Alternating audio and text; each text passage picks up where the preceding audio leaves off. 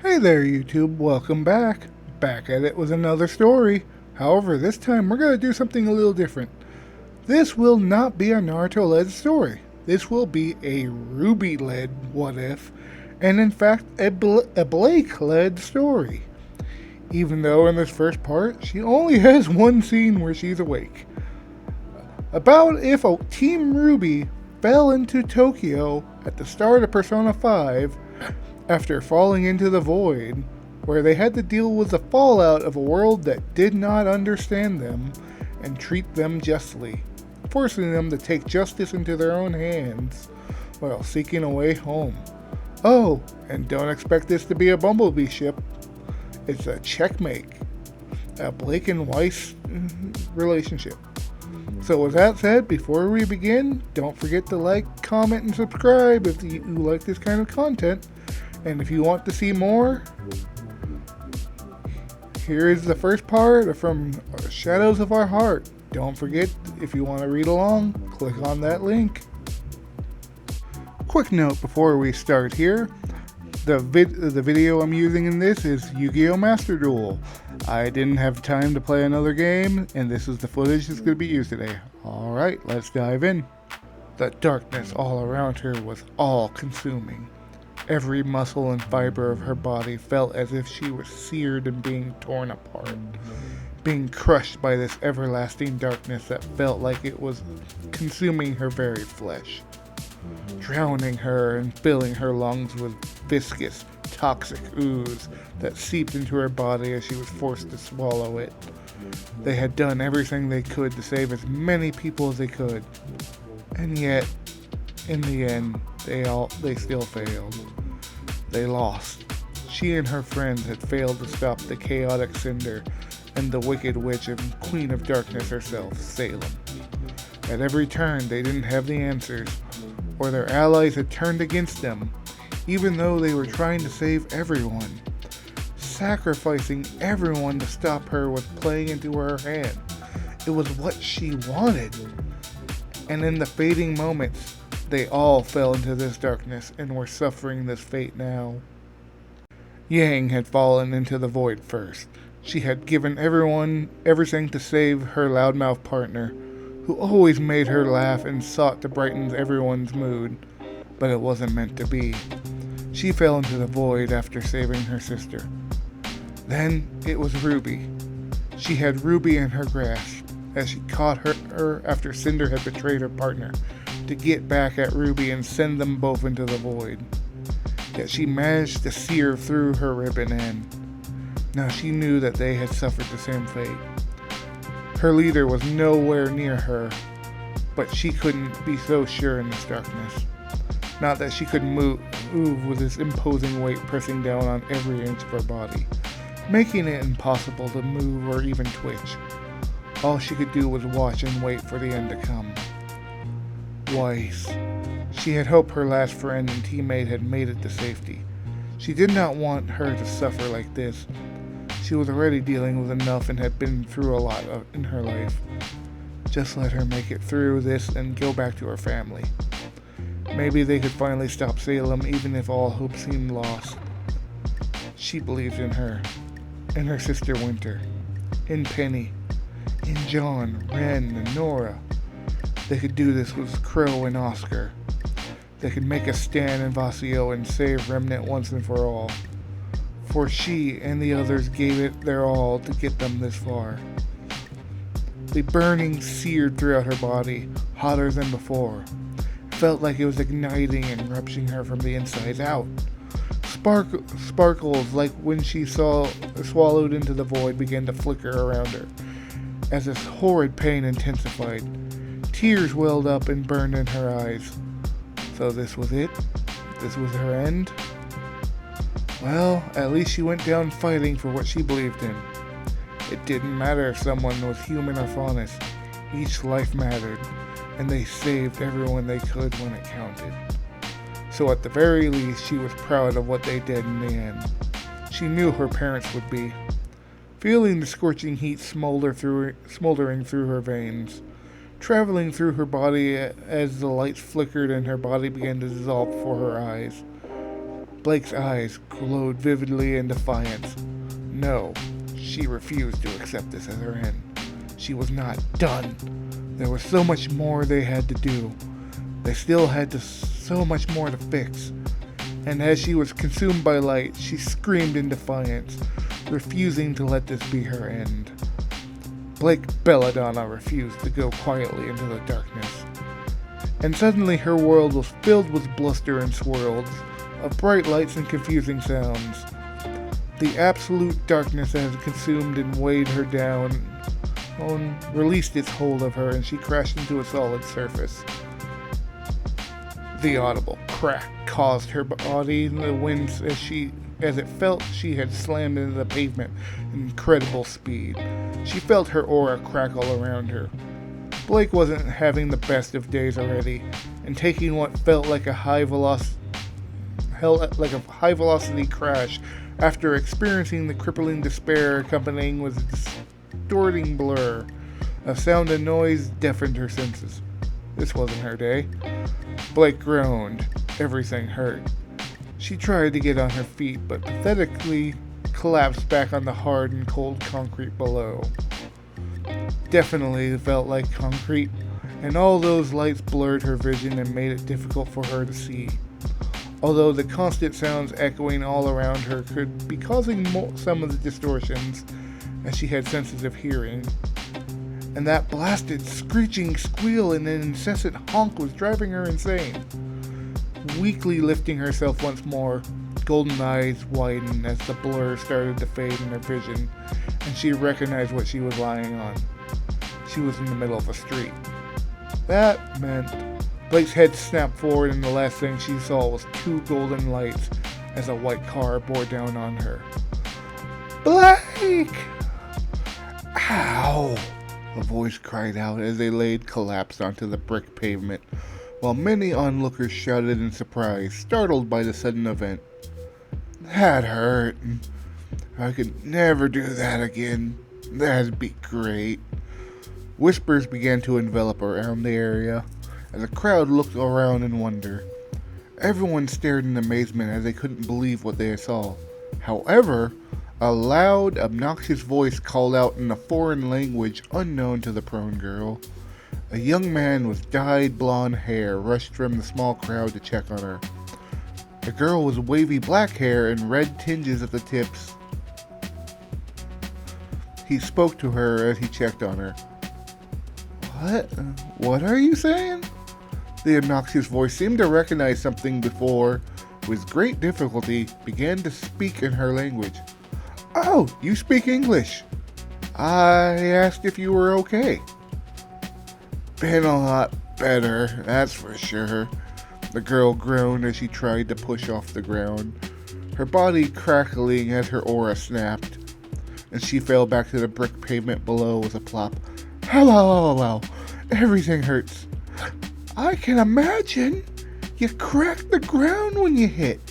Where did you fall from?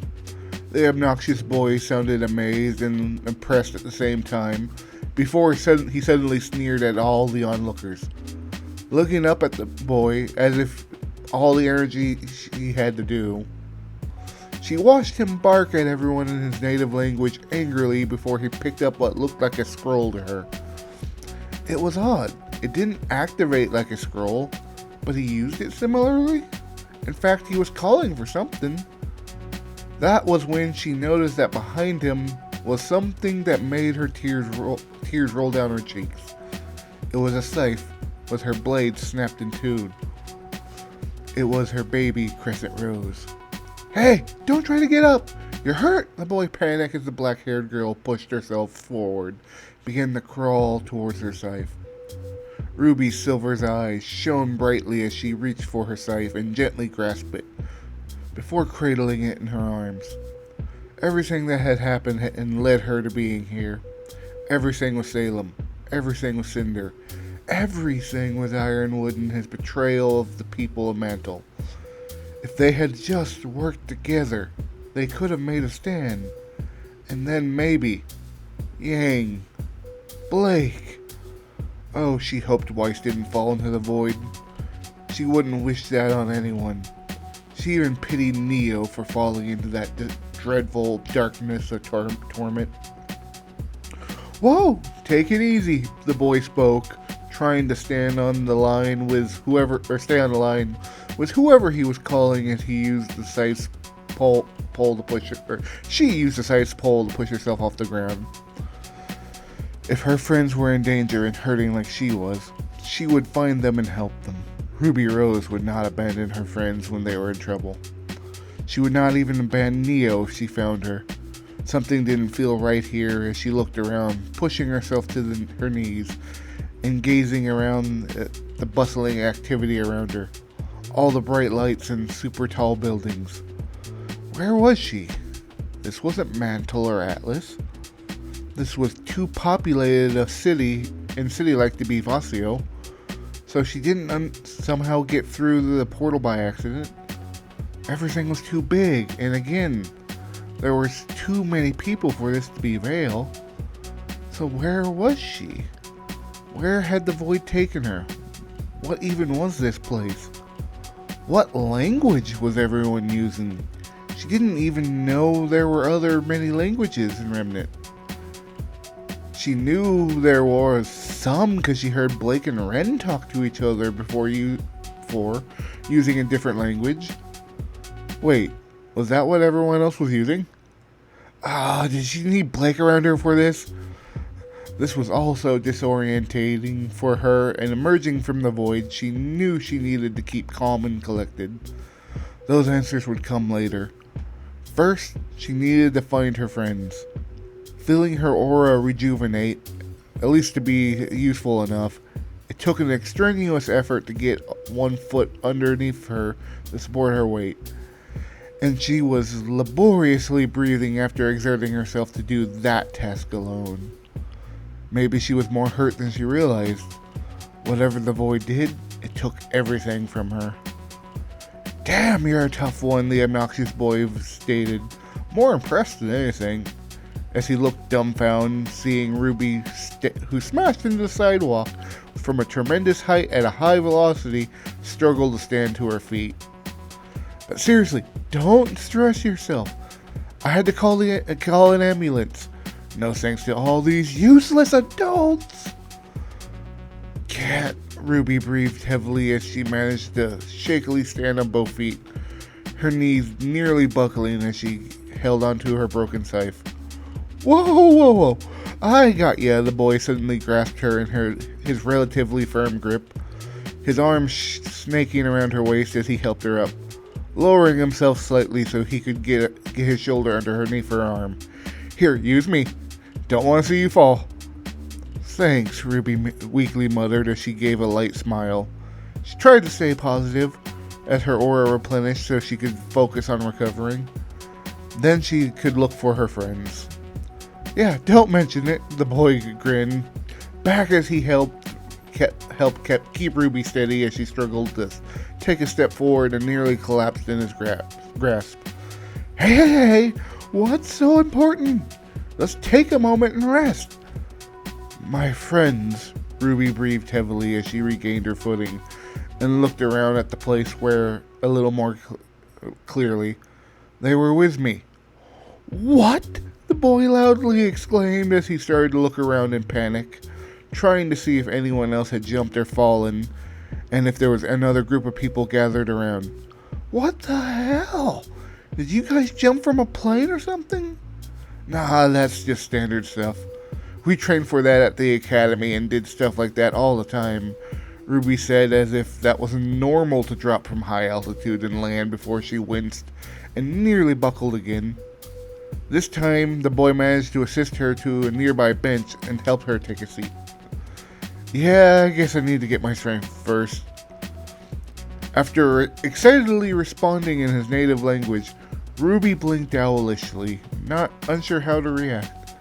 The boy also took a moment, remembering that she didn't seem to understand him, and just to translate what he was saying in his head.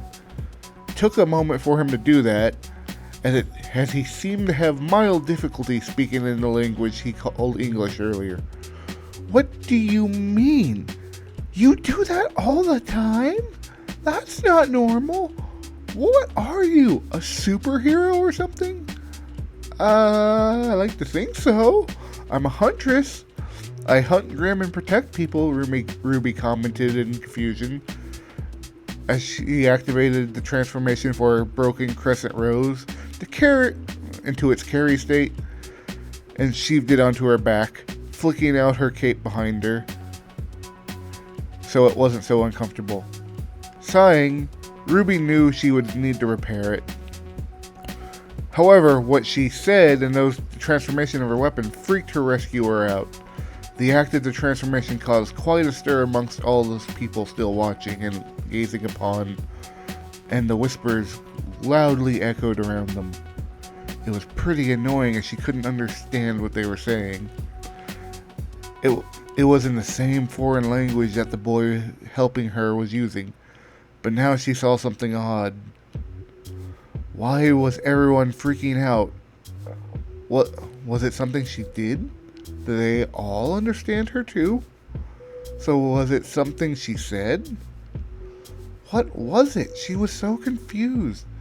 And now the boy was babbling in his language again, and she was really wishing she could understand what he was saying. It'd be so helpful right now. At least then she could communicate and not make everything so complicated. It seemed he caught on that she was looking at him strangely, and he groaned.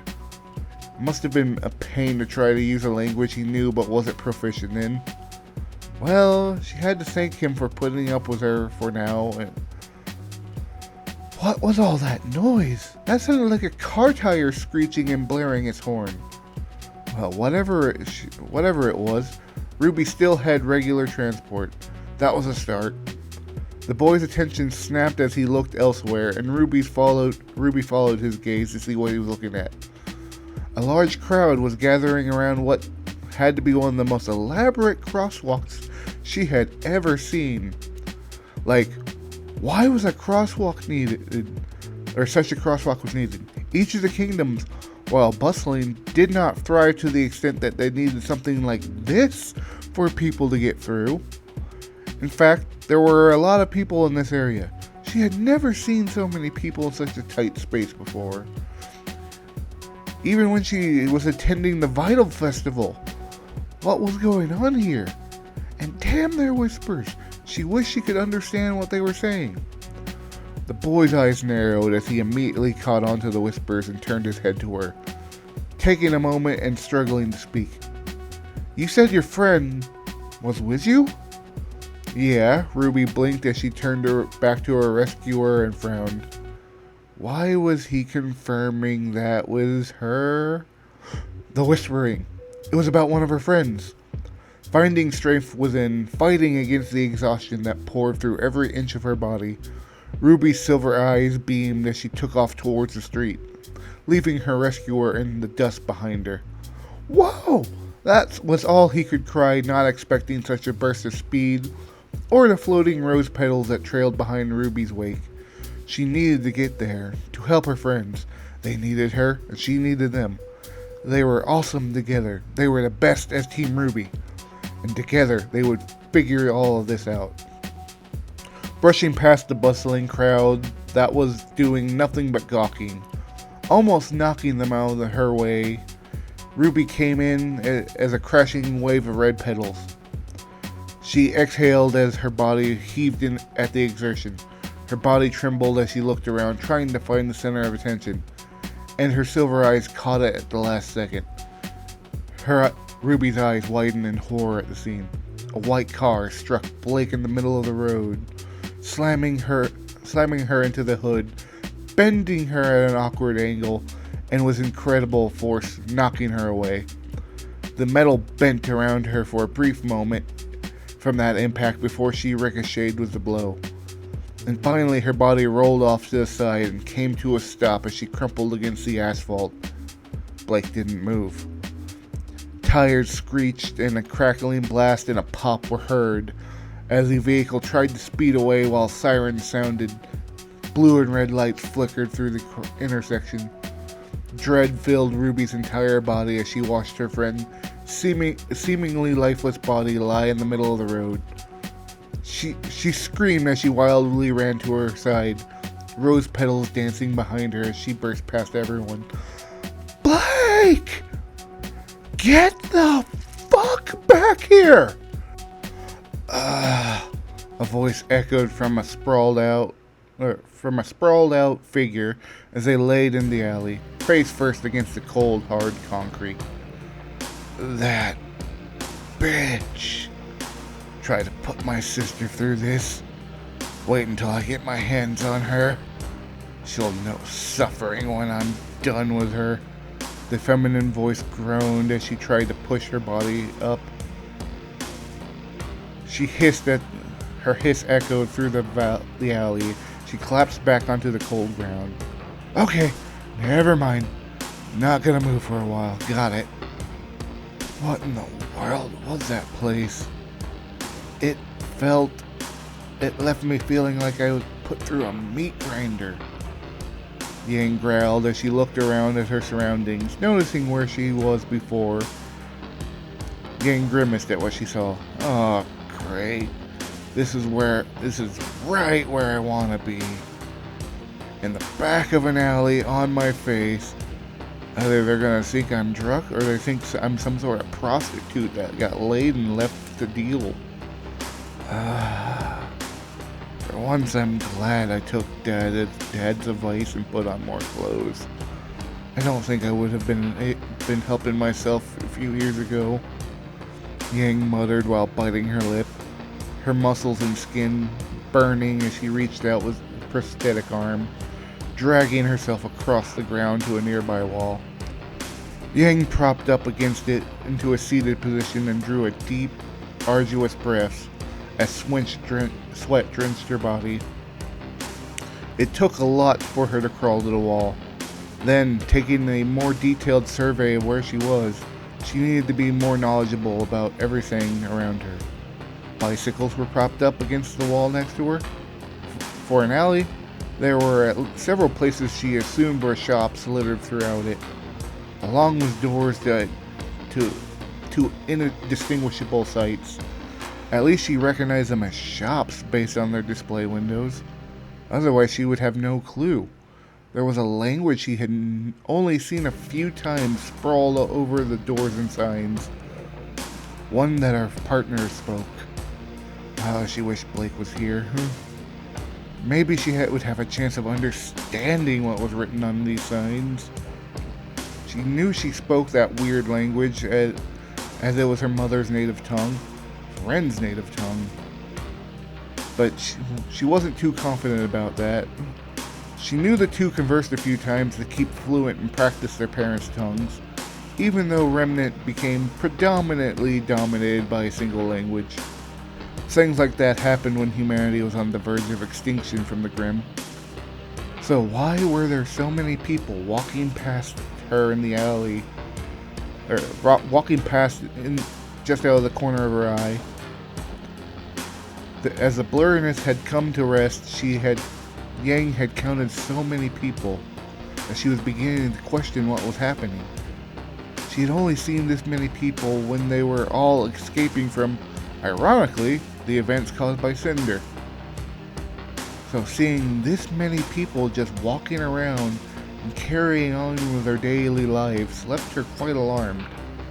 What in the world was going on? Where in the world was she? This didn't look like Mantle, or Atlas, Vale, Mistral, Vasio. It didn't look like any of the places that she knew.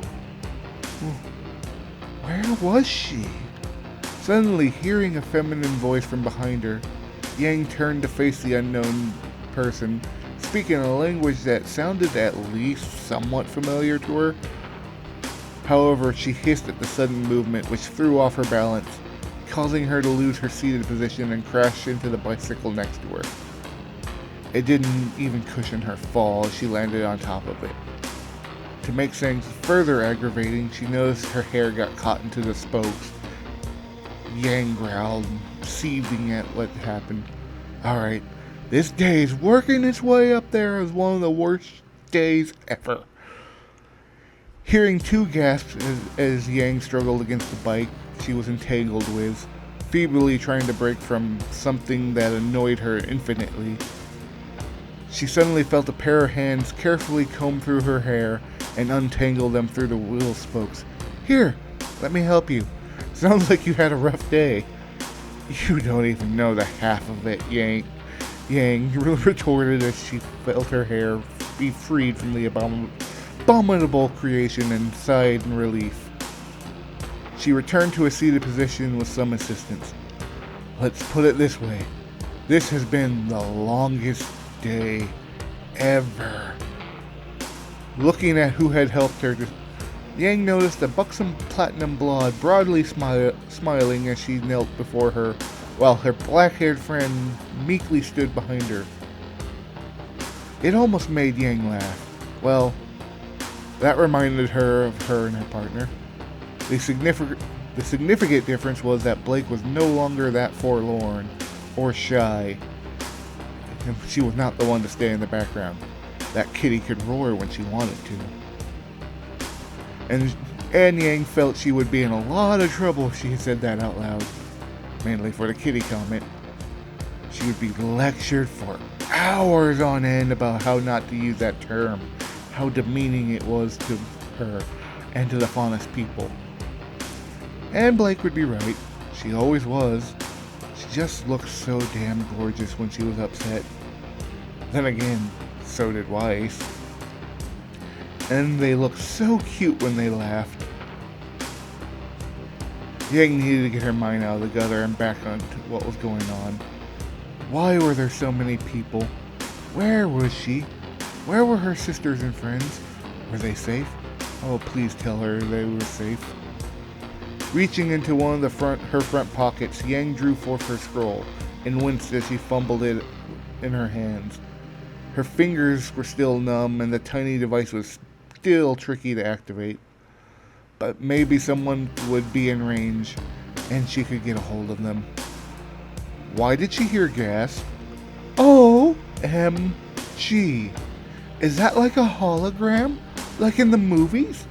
The platinum blonde squealed in a high-pitched voice that nearly caused Yang to topple over again. Are you like on a super secret mission or something? A secret agent?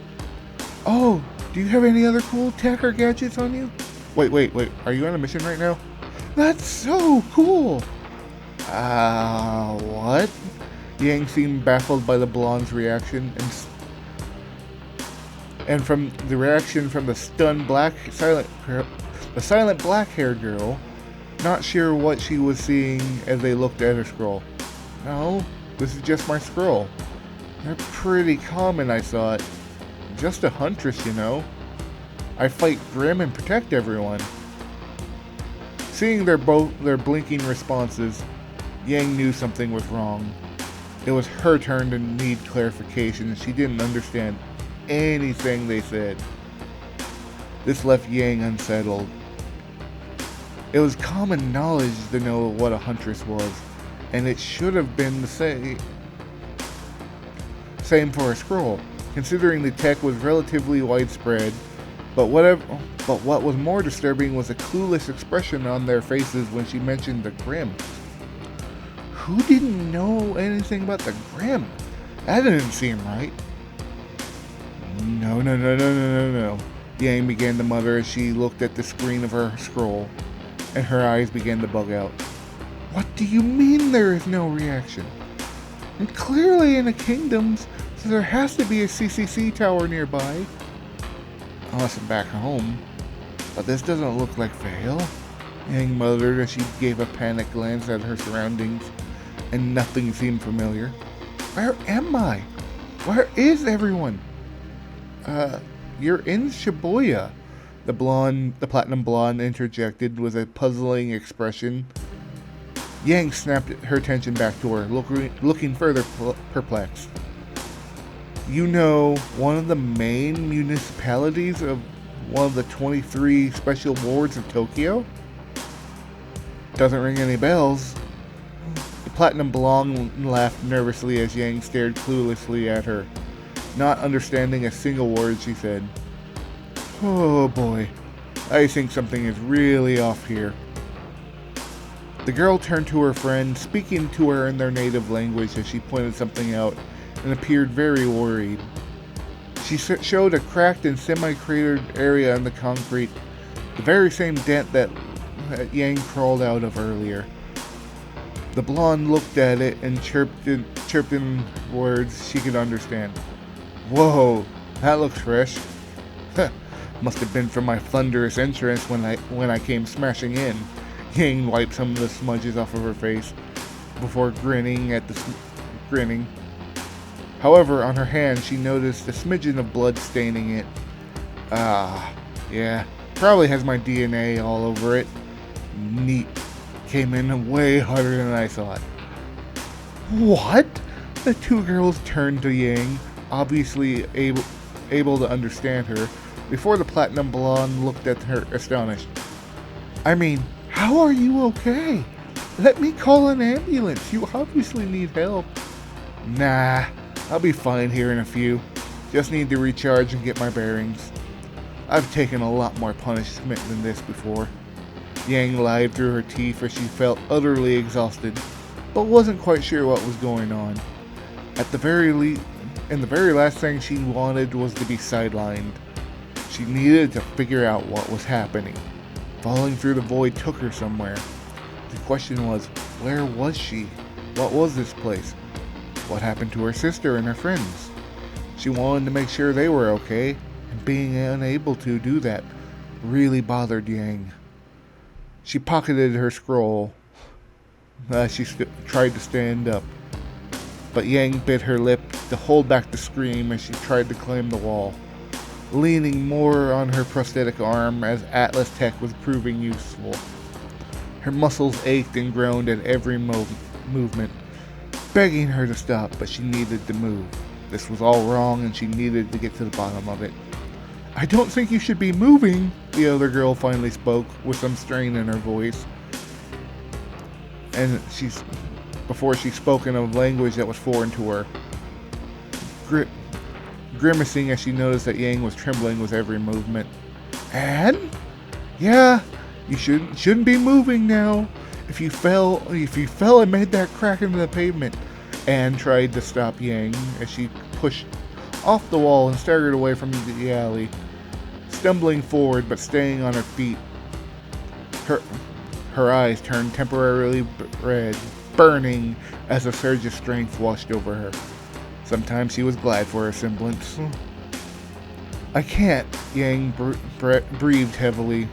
Her now red eyes burned brightly as she used her aura and her semblance to push her body past its limits and make it listen. "I need to know that my friends and sisters didn't suffer the same fate. I need to know they are okay." "Your friends?" Anne's eyes biggened, looking desperately worried as she looked with her friend and spoke a couple of words in their native tongue, which she communicated back before she pulled a scroll-like device out of her purse and they walked alongside her. "Would they, by chance, be around?"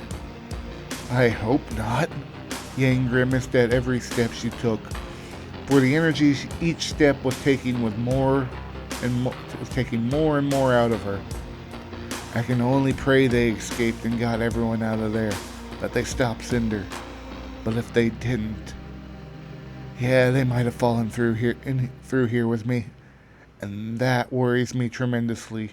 Yang's eyes widened, seeing the sheer number of people walking through the street before her, and she couldn't believe her eyes.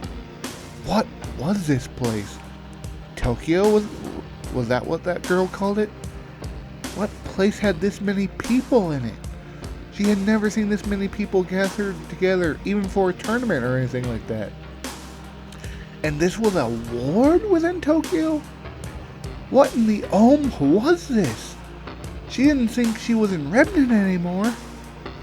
Yang stumbled, her eyes shifting back to Lilac as her burn faded away. Her strength nearly gave out. The two girls barely could keep Yang standing upright. She was overwhelmed by the sight before her. She didn't understand what she was seeing. All these people, these buildings. was this place?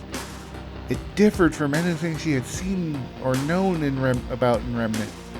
There were similarities in everything she saw, but it was so starkly different. These subtle changes that remind of the buildings they were crowded together, and how everything was put together. It was so alien. What is going on here? This isn't Remnant. Yang looked around in terror, her vision spinning around her, blurring into one blinding flash of light. The sounds rattled and pierced her ears. No. Everything is so wrong. Hey, it's okay. And tried to comfort Yang, looking over to her startled friend, who only nodded back. Everything will be okay here in a moment. Hey, wait! Where am I? Yang screamed, turning the heads of many passerbys as they stared at Yang as she sprinted forward, desperately running ahead in a panic. She wasn't sure what to do or where she was heading. Wait! That's Shibuya Crossing! Don't run off into traffic! Anne cried from behind, trying to keep up, but her voice faded quickly as she was not fast enough. Of course she wasn't. Yang was a trained huntress, and even with all these bodies blocking her path, she could easily outpace many people, even in a blind panic. However, none of that mattered to Yang. She just wanted to know if Ruby was okay, if Blake made it out safely, if Weiss reunited with her sister and got out, that they kept Penny out of harm's way, they kept the relics safe and away from Cinder and Salem, and that they were able to protect all of those people. She wanted to know if they managed to slow the bleed at least, to make Salem work for it. Was this a giant crosswalk? What was this world? Why did they need a crosswalk of this size?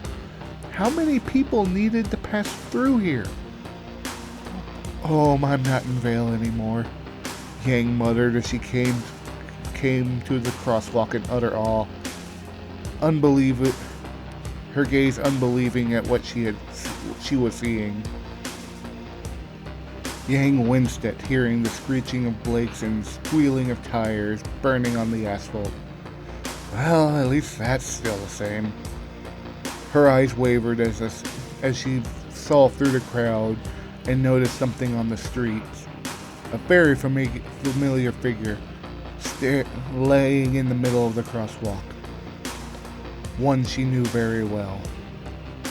Blake? Yang screamed, her eyes widening in horror, seeing her lie in the middle of the street, trying to stagger to her feet like she had minutes before.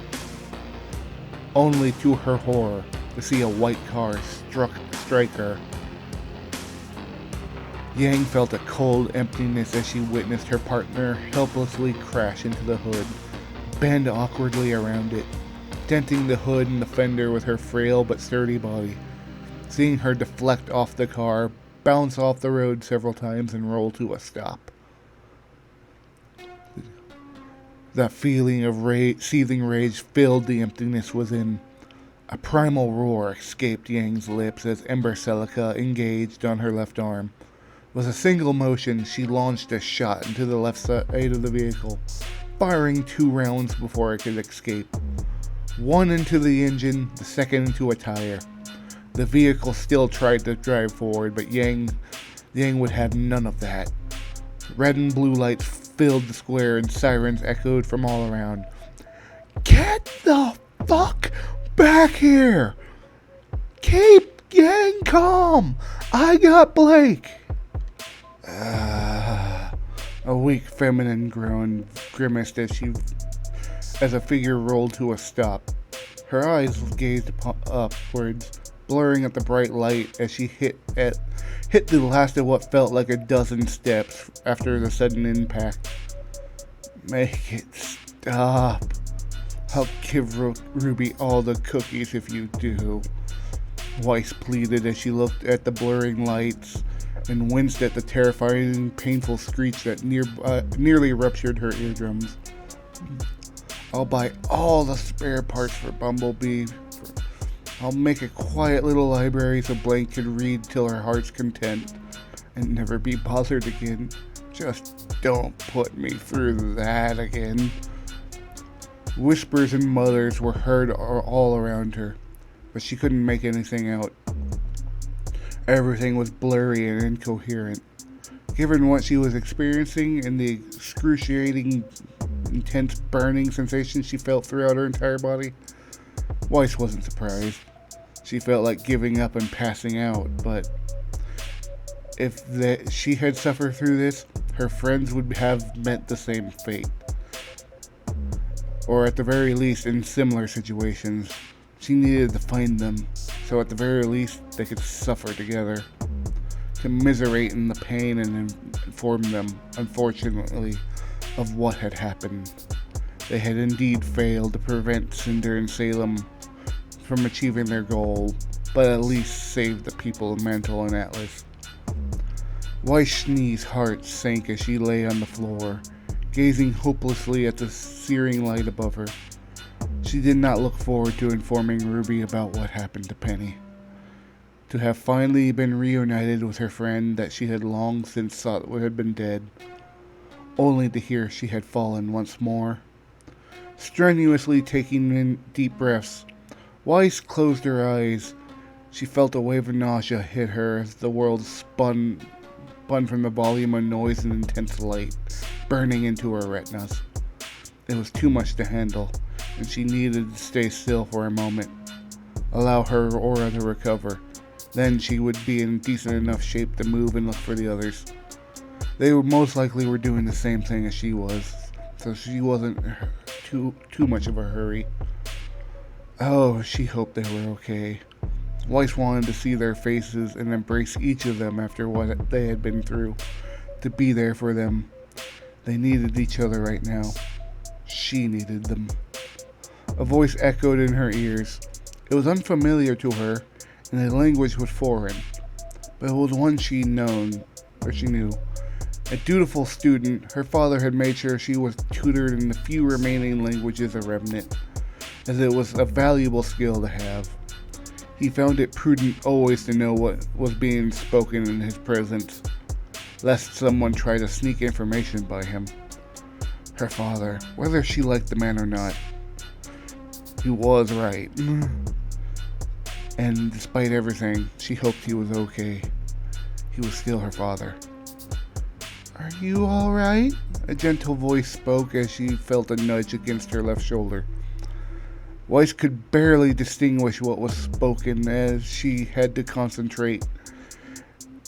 Her eyes fluttered open to see a girl in an elegant light blue coat with a ginger brown hair kneeling next to her, rubbing her shoulder in worry. "Can you hear me?" "I can," Weiss groaned as she tried to sit up, using the steps she felt next to her to lift up against and rest upon, partially, just to see who she was talking to. "But I'm not well versed in the language. I was separated from my partner. She would be better able to speak than I am." "Oh, please tell me you can understand me." Weiss began to realize this could very well be futile as she looked around and gained her bearings. She had no idea where she was, and this did not look like a place from Mantle or Atlas. Weiss was concerned, not to mention she hadn't heard anyone speak outside the common tongue besides in practice. Blake and Ren were the only people she knew that spoke this particular language, and she was confident they only did it because Blake was talking in Ren's language. The girl's eyes grew momentarily before she took a moment to formulate her words and nodded. She then smiled brightly. "I can. Are you okay? It looks like you took quite a fall." "I dare say I've been better." Weiss groaned as she felt thoroughly exhausted. The strain of trying to move to a seated position caused her to cry out, but she managed to do so. "Yeah, definitely seen better days. I wouldn't move so much. You probably have broken something, the girls commented before she started to fish through her purse, pulling out a small black handheld device. Here, let me call for some help. Weiss immediately frowned upon seeing the object she pulled out, seeing her swipe a physical screen, and then it seemed to start to type a few numbers into the device. It appeared like a scroll, a very old scroll, but it wasn't. What technology was this? Where was she? Where was that? Where was she that someone who would have a device like this be around and not a scroll? It seemed inferior. Sure, a scroll is fragile too, but it was far more portable, and you never had to scuff up the screen since it was a hologram. This was so archaic. In fact, from a quick scan, many people were using this device. That was odd. Scrolls, while a fairly common device, weren't this widespread. Again, what was this place? Where did she happen to land? What was the void? Where did it send her? Oh, she hoped her aura would recover soon. She needed to get moving and trying to find the others if they were stuck here too. It wasn't evident where she was, and she could only imagine how Ruby and Yang were handling their situation. Weiss wasn't too worried about Blake. She had better wherewithal and the ability to keep calm and collected to approach this. Ruby might, but Ruby could also blatantly display everything she had in the moment's notice. She was both calm and then erratic. What is this? A voice caught her attention, and Weiss turned around to look above her to see something that horrified her. Looks awesome. I might keep this for myself. Someone had grabbed the semi-transformed state of Gamble's shroud she had been using in the fight against Cinder. Checking to ensure her weapon was sheathed in its proper place, Weiss gritted her teeth and she shakily stood up. Adrenaline filled her body. Despite her knees being wobbly, Weiss managed to hold her weight, and she made her way forward and up the steps. She couldn't let someone walk off with her friend's treasured weapon. "That's mine! Give it back!" Weiss snapped as she climbed the steps, her eyes narrowing as she struggled with each one. The young man who picked up the semi-transformed sword jumped in surprise, immediately dropping it and backing away from Weiss as she stumbled over to him. Without a word, Weiss picked up the blade and sheathed it alongside hers. Suddenly, it didn't seem like he was afraid of her any longer. Hey, that's a cool cosplay. Are you cosplaying a saber or something? It's not half bad, all things considered. Weiss refused to give him the time of day. She sneered at the young man and turned her back from him. He wasn't worth her time to deal with. She needed to find her friends and figure out what they needed to do. This place was strange and...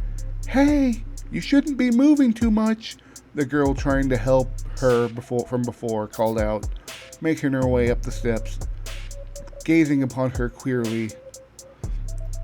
Weiss struggled ignored her, trying to struggle up the steps. "You really shouldn't be trying to strain yourself. Let's take it easy and I'll have help come." She smiled and tried to comfort the sneaky heiress, who was still looking out of sorts, finding it difficult to catch her breath. "Let's take a seat and relax. Maybe you should call your partner and let her know where you're at." Weiss winced. She wanted to, but after seeing these devices everyone was using, she was leery about using her scroll. Somehow, she felt it wouldn't work here. Also, she was pretty disturbed by hearing so many people speaking this language instead of the common tongue she was so accustomed to. Even in big venues, it was uncommon to see this many people. Where did that magical void send her and her friends? Where were her friends? Oh God. She hoped Jaune and Winter got out. The last thing she wanted to see was her sister or him trapped here either. Considering that her sister was now the Winter Maiden, she needed to escape to protect everyone. She was the last line of defense. Shaking her head, Weiss put that out of her mind for now. There was nothing she could do about that at this moment. She had to focus on what she could take care of and pray that everything would take care of itself. Gazing quickly at the device she was the girl that was with her was calling on, Weiss promptly came up with a lie to cover her tracks. I would, but it seems I lost my Xperia and don't know where it is. Oh no, you lost your phone? The elegantly dressed girl looked disturbed as she scanned around the stairwell and frowned. I do hope no one picks it up. Remembering numbers is hard enough in this day and age. As soon as they hang up, I'll lend you mine to see if they call your partner. If you can call your partner. Ah, yeah. Weiss lied through her teeth as she continued to scan around and hoped she could catch a glimpse of her friends, but to no avail. I'm afraid I don't remember. Man, did you see that freak girl up over there? A voice caught her attention and interrupted her thoughts as a couple of passerbys walked behind them in a thick crowd. Weiss honed her attention to the conversation. It felt like it was something useful. Yeah, the one that fell from the sky and crashed into the ground? She weirded me out. What kind of gadget changes like that? Wasn't it a scythe before? What? Weiss's eyes widened, catching on to what they were saying. The realization as she looked up and out the tunnel and narrowed her eyes, she knew immediately who they were talking about. RWBY! Hey, wait! The extravagant girl called out once more as Weiss stumbled rapidly up the steps, determined to make her way to her team. Please don't strain yourself. Weiss tripped up on her feet several times, but each time she used the guardrail to catch her balance, forcing herself to crawl up the steps and slip by as many people as she could.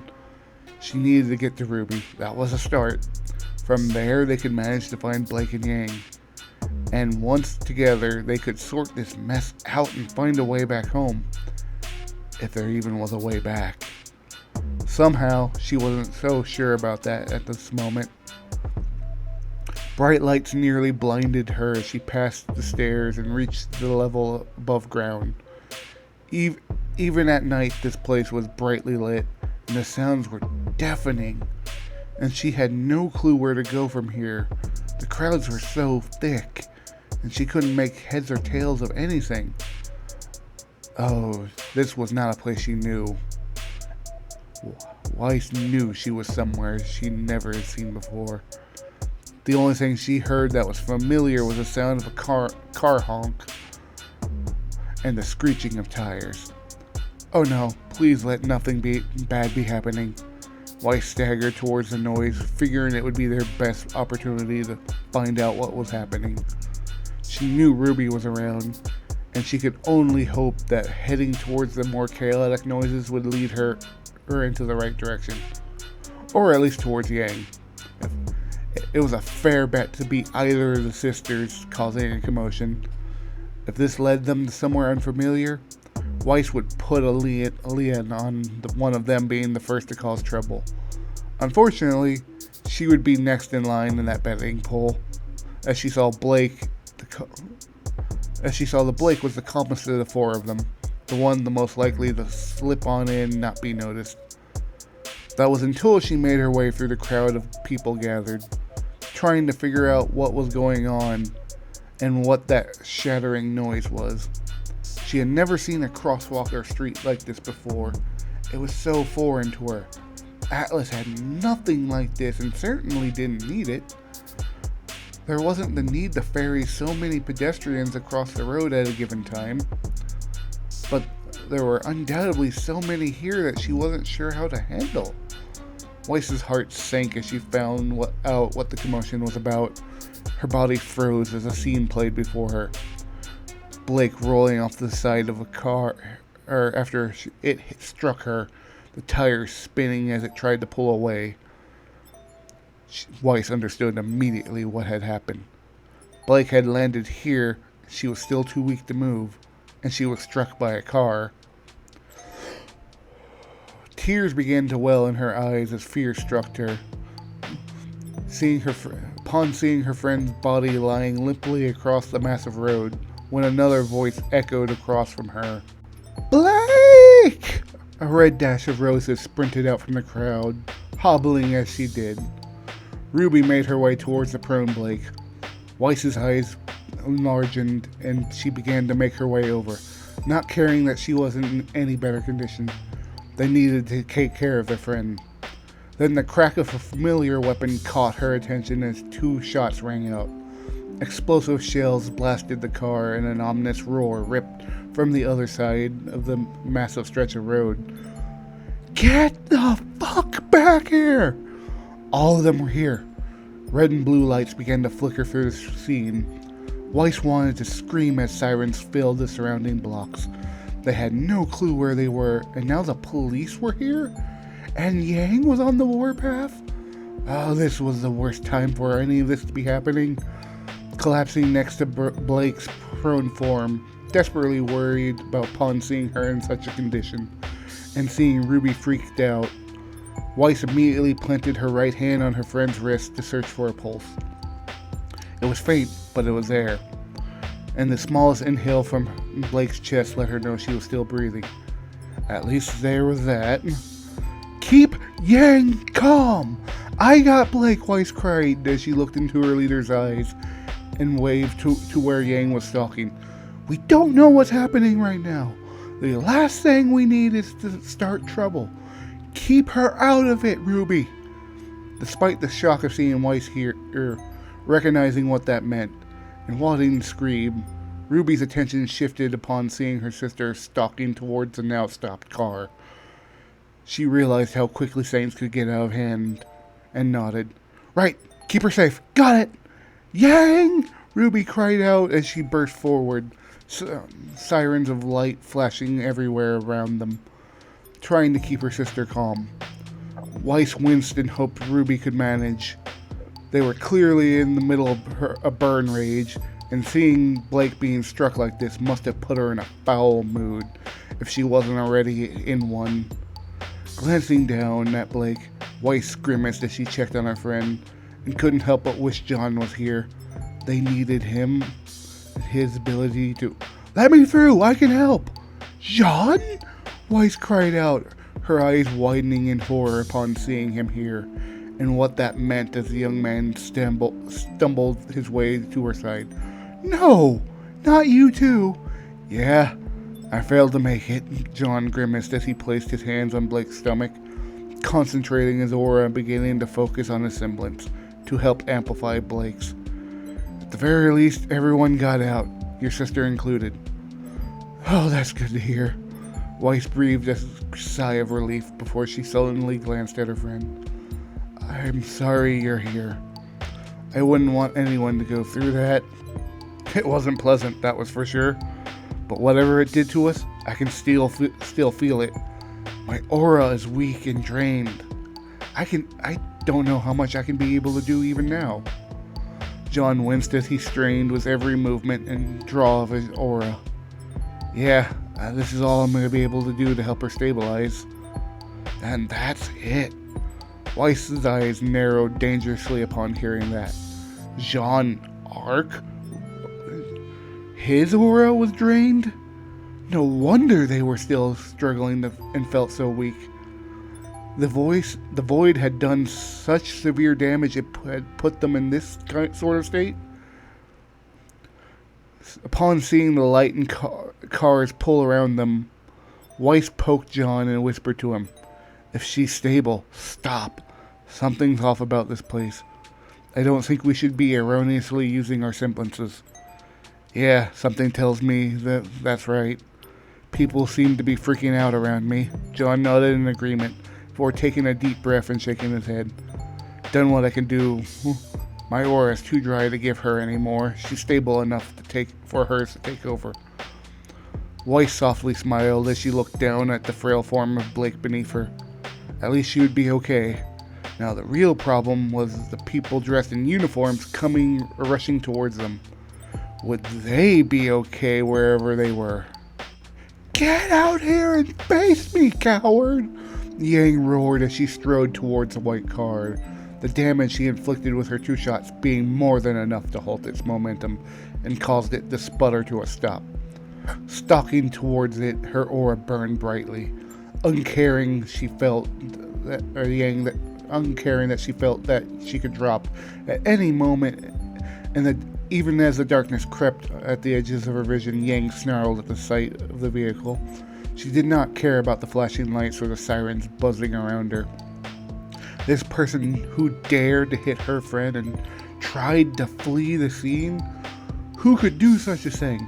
What kind of person would do this? "Where do you think you're going, huh?" Yang barked as she reached the car door and reached for the handle. Her hand snapped back at the sound of a crack.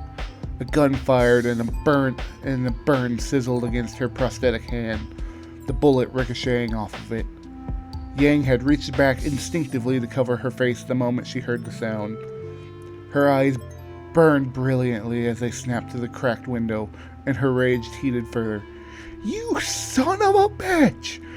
In a blur, she snapped her prosthetic hand through the window, shattering it, grabbing the edge of the door and ripped it off its hinges with a single mighty pull.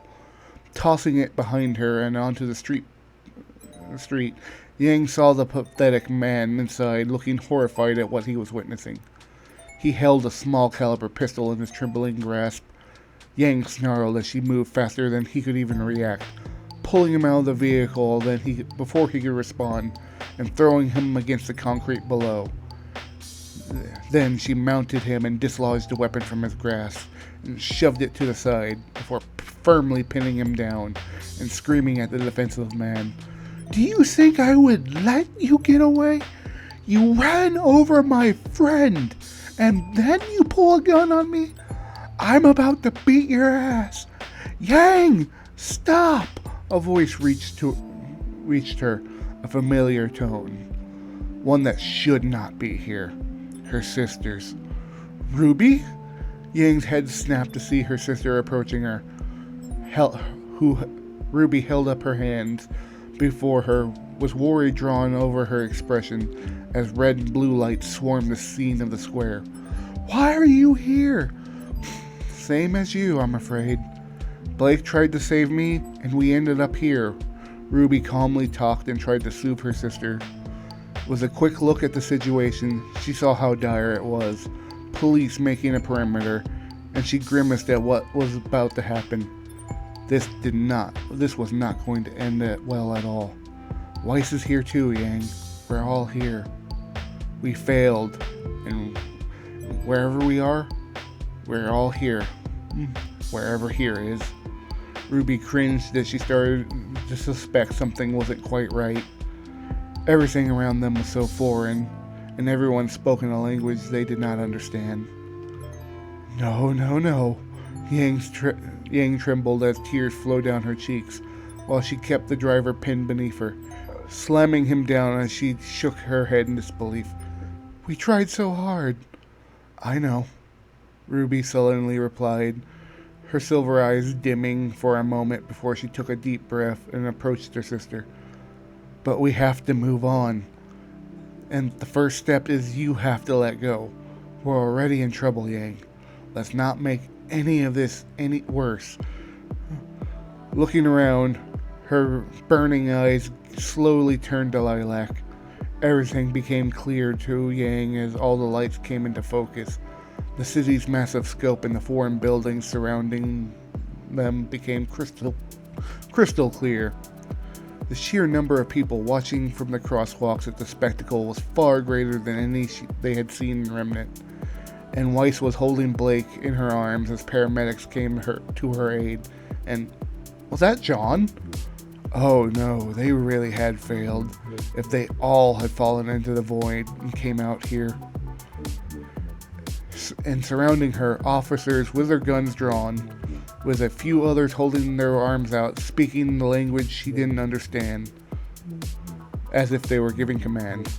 Holding the perpetrator of the crime beneath her, Yang slowly let go of him as she began to understand how out of her element she was. Yang was in serious trouble. Yang raised her hands and held them behind her head, knowing the procedures, as she may or may not have been arrested once or twice before due to her habits before becoming a huntress. Yang blinked her eyes as she started to feel quite drowsy, the darkness creeping up on the edges of her vision. Trying to shake it off, Yang sighed as an officer gripped her wrist and pulled her off the driver. She winced at being pulled to the ground next to him, her arms being put behind her back and cuffs snapped onto her wrist. "Hey, wait!" "Ruby, it's okay. I screwed up." Yang stopped her sister from trying to help, knowing it would only make things worse. "Make sure Blake is okay for me. Please. I can't stand knowing one of us was hurt." "Yang," Ruby started, but seeing her sister's downtrodden but resolved face, she bit her lips and returned to resolution with a firm nod. "I will." Yang turned to check on Blake. Ruby noted that the blonde boy was helping her.